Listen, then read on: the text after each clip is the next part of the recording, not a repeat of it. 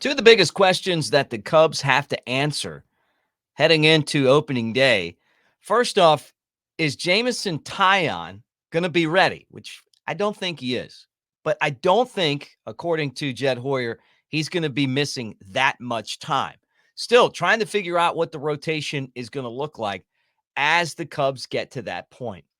And third base, Christopher Morel is being given the opportunity to be the everyday third baseman. And so far, some's been good, some's been bad. But Jed Hoyer talked about that and said that it's going to be a while before the Cubs really determine who is that third baseman. And he talked about that being the position with the most uncertainty as the Cubs head towards that showdown with the Texas Rangers when the games really count. We're going to talk about that right here on the Cubs Baseball channel. Make sure you guys like and subscribe. Give us a thumbs up if you're a Cubs fan. And let's get this party started with a Go Cubs.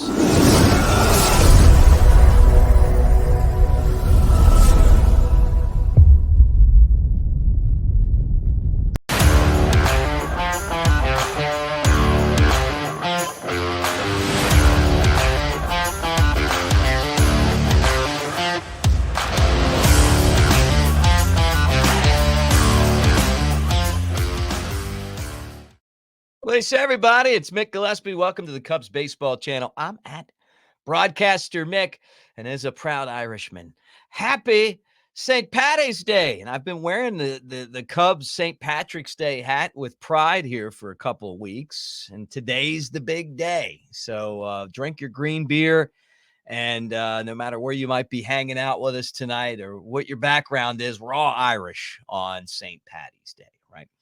All right, let's talk some Cubs baseball. St. Patrick's Day, always an indicator that the regular season is right around the corner and that spring training is starting to wind down. Jed Hoyer was on Jon Heyman's podcast, and a couple things that I wanted to talk about listening to him on that podcast I thought that were worth bringing up. And he said about Jamison Taillon that he shouldn't miss too much time. Now, we've been trying to figure out what the rotation is going to look like without Taillon in it, right? Taillon had back stiffness as he was loosening up the throw, a start a couple weeks, it was like a week and change ago. And his progress, obviously, has been slow. They did an MRI. And Jed Hoyer said that the MRI came back relatively clean. I don't know what relatively clean means, but it means that I guess is good. He said he should only be slowed into the start of the season. So they're just being patient as they kind of build him up to get him ready to start for the Cubs. Now, with Taillon not missing that much time and the way that the schedule works out at the beginning of the year, who knows? Maybe this is kind of going to play right into what they were going to do anyway, right? You got a couple things at work with this rotation. First off, you know who your opening day starter is, and that is Justin Steele. Earned it. When he takes the mound and pitches, it'll be the first time that the Cubs have drafted a left-handed pitcher that has been an opening day starter. So congratulations to player development for scouting and to Justin Steele for working his butt off to get there. He's always been a good pitcher, had injury issues, worked through them, and he is really a baseball savant. I mean, he loves the game, loves to think about the game, and he worked so hard to get to this point. So it is a victory for the entire Cubs organization and the team to have him be the opening day starter. Plus, he's damn good. All right, so then what do you got after him? You got Shota Imanaga, who's been really good the last couple of times out. And you got Kyle Hendricks, who's Kyle Hendricks, right? Then you got, I think, Jordan Wicks. Then I think you got Javier Assad. Now, the question that I have, and I think a lot of you guys have as well, is how's this going to play out? And what I mean by that is part of it is with Imanaga coming from Japan, they use a 6-man rotation in Japan. On top of the fact that the American ball, from what I understand, is heavier and maybe even a little bigger. I know it's different. I can tell you that for sure. Um, and they're going to want to probably slowly work him into a 5-man rotation. I don't think that the Cubs want to do a 6-man rotation, but at the same time, maybe just with him, you figure out a way to kind of just work with what he's done in the past. And I'm sure, and from what I've heard, I don't think I'm far off. They're figuring out a way to work that in. So maybe having Taillon come back and maybe he's not going to miss that much time at all, it'll help out. So, we'll see. But Wicks has pitched good enough to start. Um, Drew Smiley came out again, and it just to me, it's just not it's not starter stuff when you compare it to the other guys. And I want to say it's rough, but he just looked so good at the beginning of last year, and I don't know. I mean, I just feel like the other guys are better, so we'll see what happens, because they obviously, he's kind of paid to be a starter, but it, you remember where we were last year after that amazing start to his season, and how that kind of played out. So I don't think he's going to be the guy. I really think that it's going to be Assad and Wicks, and Assad gives you that right-handed option. And then a lot of you guys have said, well, what about Wesneski?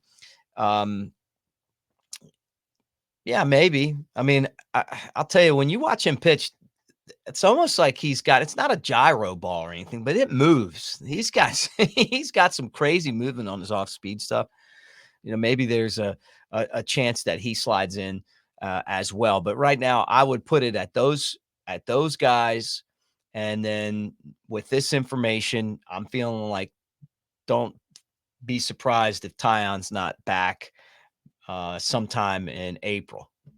I mean, if it stretches out to May, I think it's really going to be a surprise to a lot of people, including just listening to Jed Hoyer in there saying, hey, relatively clean, should only be slowed into the start of the season. That to me seems like a couple outings, and you get days off at the beginning of the year. They always put in that day, like you start opening day, but they have the day right afterwards in case there's a rain out, and then you're on the road sometimes for opening day, and then you're home, so that then it happens again. So there's going to be some days off at the beginning of the year, and the Cubs will certainly use those as well. But I think that's a good thing.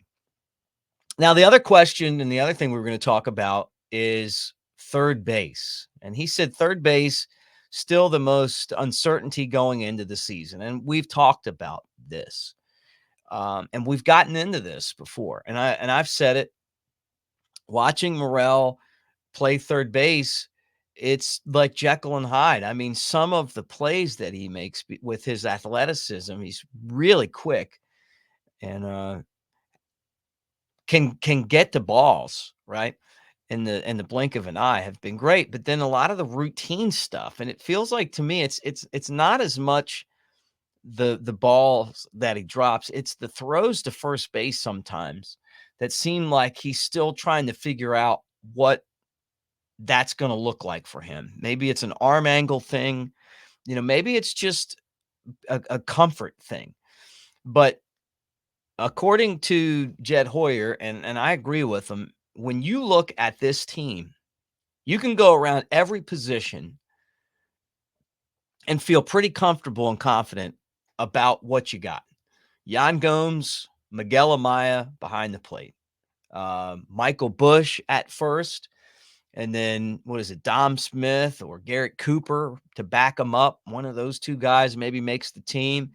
Nico at second, Dansby at short, Happ in left, and we're hearing that he should be back by the time that the start of the season begins. But even if he's not, you still have Canario that can play left field.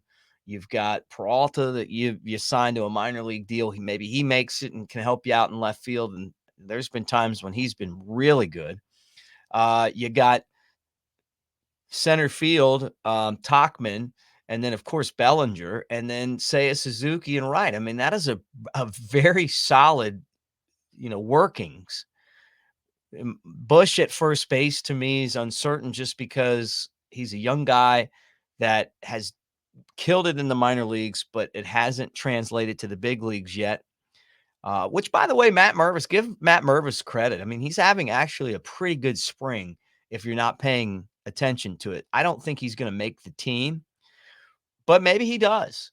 And then maybe it's Matt Mervis and Michael Bush instead of Cooper or Smith. But however it works out, you don't have that luxury over at third base.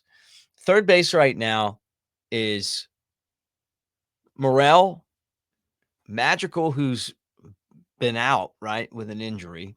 Wisdom, who a lot of us like his power, but have a tough time trusting him at third. And then Master Boney. And then Bodie, who's really put himself in this conversation with a tremendous spring. And he's in there a lot. I mean, he's playing so much right now. And I think that they're just kind of throwing him out there going, okay, just prove to us that you don't belong here. And he just keeps doing the things that they ask him to do, which I love that about him.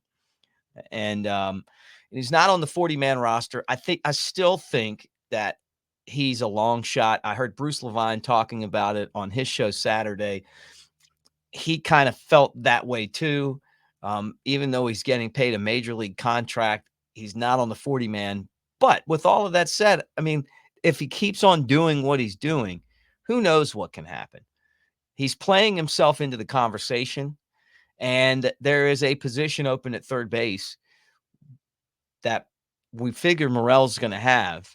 But how confident are you in Morel playing 9 innings of flawless baseball at third? Now, talking about Bruce Levine, the great Rick Sutcliffe, one of the all-time best Cubs pitchers, and one of my all-time favorites. I know you guys love him too. The Red Baron himself came on, and he said, hey, I think Morel's going to be an all-star. He said, I think they need to put him at third, let him play there, see if he can figure it out. And he will, and he'll make the all-star team with his bat. I'll tell you, if that happened, then the Cubs would be in great shape. Maybe he's, the next Aramis Ramirez. I would love that. So, we'll find out. But I mean, when someone of Rick Sutcliffe's stature gives you that type of, that type of compliment, obviously he knows baseball better than a lot of us do. So, he must see something in Morel that makes him confident enough to say something like that. And I guess part of that is that he feels like eventually he's going to figure out the throws to first base. And it's a technique thing as much as anything that I'm sure he's working on as he's over there. And it's like, hey, get the throws a little more elevated. And some of you guys will get in the comment section and your former coaches, and you'll say, hey, you know what? He's throwing from here. He needs to throw from here. And I don't disagree with that. I don't think that the game is that much different, when you play it at that level as you do at, some of the elite levels in college and other places. Now the skill that a player has but a lot of the same stuff works. It's just the players are just better. Right. So hopefully at some point that'll be solidified, but going into spring training, I think Jed Hoyer's point was nobody's winning this job in spring training. It's going to take what we see from guys in the regular season. Now, the bottom line is this: the Cubs weren't interested in JD Davis, and they're not out there looking to sign someone. From what Jed Hoyer said, he said, maybe, we're always kind of thinking about trades and stuff like that, so maybe there's a trade that they could pull off, which would not surprise me, honestly, with what Jed Hoyer has done in this offseason, which has been really a tremendous offseason for him and the Cubs. To see these guys pull off one more dramatic move, at some point, between now and the trade deadline. With that said, third base is wide open. The bullpen should be better. The starting rotation has a lot of options, even with Taillon out. Third base, though, is that spot going into the season that has the biggest question mark. But it does feel good to hear Rick Sutcliffe say, hey, I think not only does he think Morel is going to win the job, he's going to be an all-star. All right, guys, thanks for hanging out with us here on the Cubs Baseball channel. I can't thank you enough for being a part of everything that we do. I want to remind you guys that the show, the entire offseason, was brought to you by the Tennessee Smokies and their team store, smokiesbaseball.com/store. Check out all the good gear that they have, and you can do that anytime you want, 24 hours a day on their website. I'm Mick Gillispie. Get in the comments section. Finally got through all the comments again, and I'm sure they're building back up, but thank you for being patient. Thank you guys for getting in there and telling me what you think. I was blown away by some of the awesome comments that were in there. Some of you guys asking questions about different things. And I think what I should probably do is just take a day and go through and talk about, some of the different comments that were left that I really enjoyed the most. But I appreciate everyone that took time to get in there. And, whether you agree with me or you disagree with me, the fact that we all can kind of go to one place and talk Cubs baseball is what this channel is all about. So go Cubs, and I'll talk to you guys again really soon.